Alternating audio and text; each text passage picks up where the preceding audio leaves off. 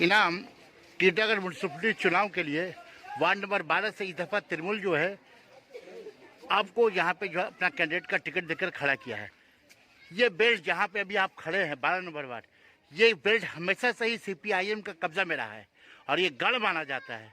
इससे पहले भी जितने भी तृणमूली उम्मीदवार यहाँ खड़े हुए हैं वो सीपीआईएम को हराने में नाकाम रहे। तो क्या उम्मीद करें कि इस दफा आप यहाँ पे सीपीएम का गढ़ को उखाड़ने में कामयाब रहेंगे? यहाँ पे जो भी कैंडिडेट पहले रहा है सीपीआईएम, यहाँ पे मैं पूरा लोकेलिटी में पूरा वार्ड में घूम रहा हूँ। अभी तक मैंने देखा हर किसी का बहुत तरह का प्रॉब्लम है यहाँ पे, जो इन लोगों ने सॉल्व नहीं किया है।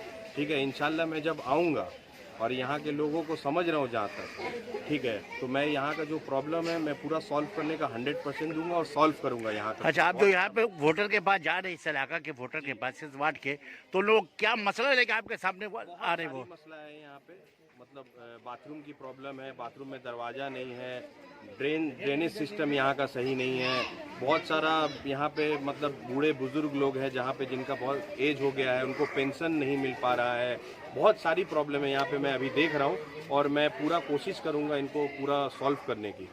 तो देखिए अभी तृणमूल का बोर्ड है, तृणमूल का बोर्ड यहाँ पे टीएमसी इसमें टीटागढ़ म्युनिसिपैलिटी में, क्या वजह है कि उन लोगों का पेंशन यहाँ रुकी हुई है?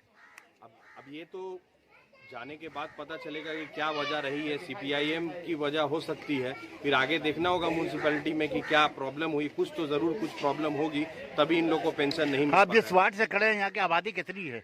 यहाँ की आबादी होगी आपको 4-5 हजार लोग होंगे, 4-5 लोग वोटर्स होंगे।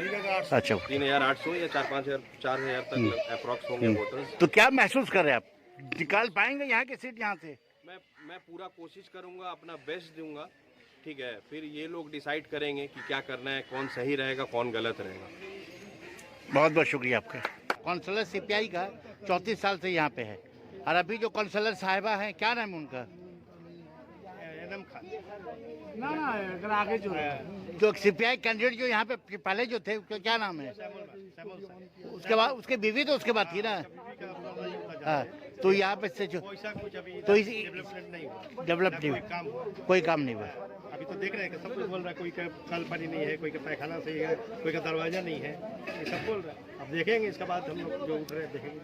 ये तृणमूल तो इनाम खान को दिया यहाँ से, तो क्या उम्मीद लग रहा है यहाँ पे? लग रहा है कि अभी बार कुछ हल होगा, यानी यहाँ के जो आवाम जो वोटर जो वो तब्दीली चाह रहे हैं। हाँ वो ठीक होगा। क्या नाम है आपका? शेख परवेज है। देखिए ये वार्ड 34 साल से सीपीआई का कब्जा में रहा है। टीटागढ़ म्युनिसिपल वार्ड नंबर 12 है, 34 साल से सीपीआई का कब्जा में रहा है। तो अभी आगे काउंसलर कौन है यहाँ के? काउंसलर ये तो लेडीज का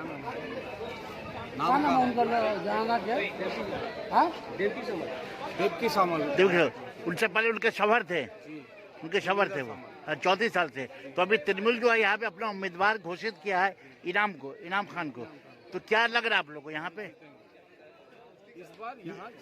इस बार यहाँ जीतेगी क्यों? टीएमसी 34 साल से जब तृणमूल हटा नहीं पाई सीपीएम को इस वार्ड में, इस बार आवाम का राय है कि यहाँ अच्छा यहाँ काम हुआ है सीपीआई के और काम की जरूरत है, और काम की जरूरत है, बहुत ज्यादा जरूरत है। यानी काम, यानी सीपीआई के टाइम उतना काम नहीं हो पाया जितना हम लोग को उम्मीद था, होना चाहिए था, वो नहीं हो पाया। इसलिए इस बार बदल चाहिए, यहाँ पर काम होना चाहिए और काम लेकर ही हम लोग टीएमसी को वोट देंगे। क्या नाम है आपका? मोहम्मद नसीम। टीटागढ़ 12 नंबर वार्ड जो है ये 34 साल से सीपीआई का कब्जे में रहा है और अभी भी यहाँ के विधायक जो है लेडीज है वो सीपीआई की है।